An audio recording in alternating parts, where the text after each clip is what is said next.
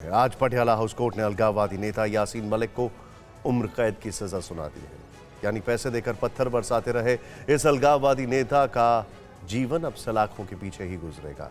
उसे NIA court में terror funding case में दोषी पाया गया और पटियाला हाउस कोर्ट से 2 मामलों में उम्र कैद की सजा सुनाई दी। इसके अलावा 10 मामलों में 10 साल की जेल और 10 लाख रुपए जुर्माना भी लगाया गया।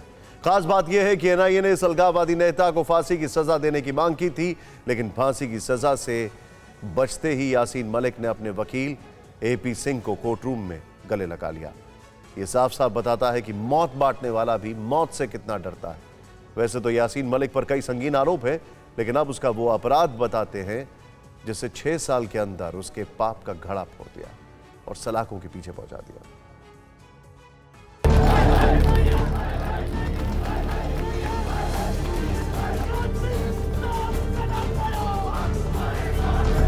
जिस वक्त दिल्ली के पटियाला हाउस कोर्ट में जम्मू कश्मीर के अलगाववादी नेता यासीन मलिक को सजा सुनाए जाने की कार्रवाई चल रही थी, उसी वक्त घाटी में उसके घर पर जमा भीड़ उसके समर्थन में प्रदर्शन कर रही थी, नारे लगा रही थी।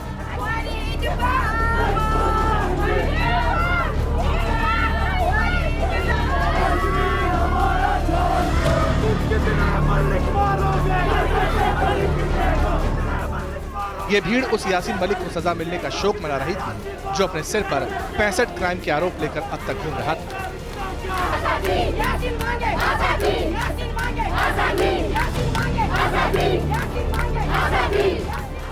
ये भीड़ उस क्रूर चेहरे के साथ खड़ी थी जिसे आतंक की फंडिंग का गुनहगार पाया गया, जिस पर पूरे देश को सकते में डाल देने वाले इससे भी बड़े 3 संगीन और गंभीर इल्जाम लगे।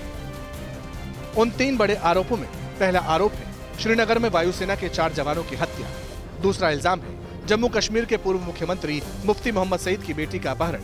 और तीसरा संगीन इल्जाम कश्मीरी पंडितों की हत्या करना और उन्हें घाटी छोड़ने के लिए मजबूर करना।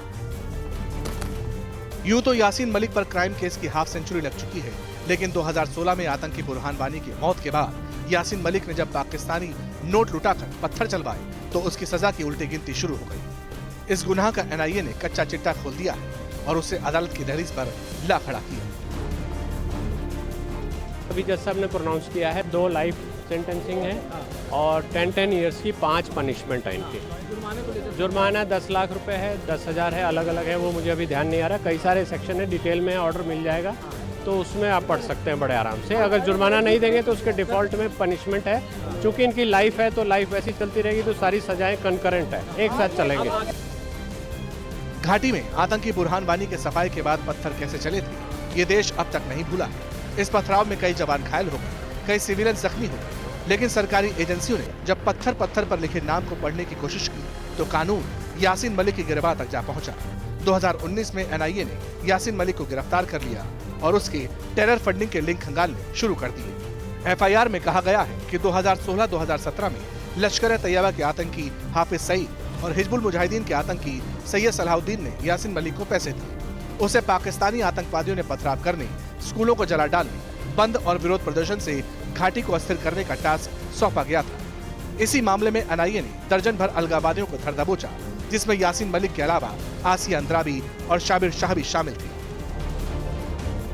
आतंक के इस पैसे ने कमाल कर दिया। घाटी में हर हाथ में यासीन मलिक ने पत्थर थमा दिया।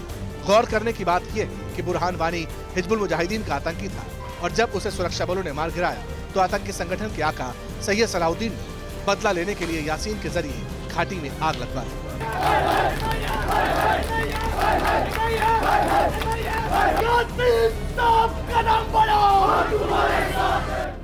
एनआईए के मुताबिक यासीन मलिक ने इंटरोगेशन में कबूल किया कि उसने ऑल पार्टीज हुर्रियत कॉन्फ्रेंस के बिखरे हुए धड़ों को एकजुट करके जॉइंट रेजिस्टेंस लीडरशिप यानी JRL बनाया।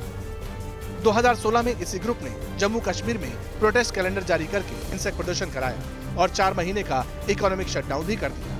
रिपोर्ट्स बताती हैं कि पाकिस्तान से पैसे लेकर मलिक ने घाटी में पथराव की 89 घटनाओं को अंजाम दिलाया, उसकी फंडिंग की। कोर्ट में यासीन ने अपने गुनाहों पर चुप्पी साधी, जबकि उसके वकील ने सारे इल्जामों को बेबुनियाद बताया। I tried to convince him to contest the trial, but he has already made up his mind. So in view of that, whatever the best legal consequences or what he was told about all the consequences which he was supposed to face, once he plead guilty. NIA इतने सबूत इकट्ठा कर चुकी थी कि यासीन मलिक का बचना मुश्किल था। टीम ने जब मलिक के घर पर रेड की तो वहां पर कई आतंकी संगठनों के सिग्नेचर वाला एक नोट मिला जो हिजबुल मुजाहिदीन के लेटर हेड पर था। उसमें लिखा था कि वो घाटी के युवाओं को फुटबॉल टूर्नामेंट से निकाले और कश्मीर की आजादी के नाम पर आतंक में झोंक दे। कोर्ट ने तमाम सबूतों को देखने के बाद पाया कि यासीन मलिक ने टेरर फंडिंग के लिए बाकायदा एक वर्ल्ड चेन बना रखी थी। एनआईए ने अपनी फाइंडिंग्स में पाया कि पाकिस्तान से आईएसआई ने यूएई में कई शेल कंपनियों को पैसे ट्रांसफर किए। वहां से कश्मीरी बिजनेसमैन जहूर अहमद शाह वताली तक हवाला के जरिए पैसे पहुंचाए गए। जहूर से यासीन मलिक के अकाउंट तक पैसे पहुंचे जो पत्थरबाजों में बांट दिए गए। इसके बाद इन पत्थरबाजों ने क्या कुछ किया ये पूरी दुनिया ने देखा। लेकिन सबसे हैरान करने वाली फाइंडिंग ये है कि इस टेरर फंडिंग चेन का यासीन मलिक ने बेहद चालाकी से फायदा उठाया। उसने पाकिस्तान से लिए पैसे सिर्फ पत्थरबाजों को ही नहीं बांटे, बल्कि उस पैसे से घाटी में 15 करोड़ की प्रॉपर्टी भी बनाई। इसके अलावा उसने सरकारी संपत्तियों पर कब्जा किया। घाटी में जिन कश्मीरी पंडितों की हत्या करवाई, घाटी छोड़ने को मजबूर किया, उनकी प्रॉपर्टी भी हड़प ली। मलिक पाकिस्तान की खुफिया एजेंसी आईएसआई के लगातार संपर्क में रहा और उसने आईएसआई की ही बेटी कही जाने वाली एक पाकिस्तानी से शादी भी कर ली। लेकिन अब इस चेहरे से नकाब उतर चुका है, पाप का घड़ा फूट चुका है।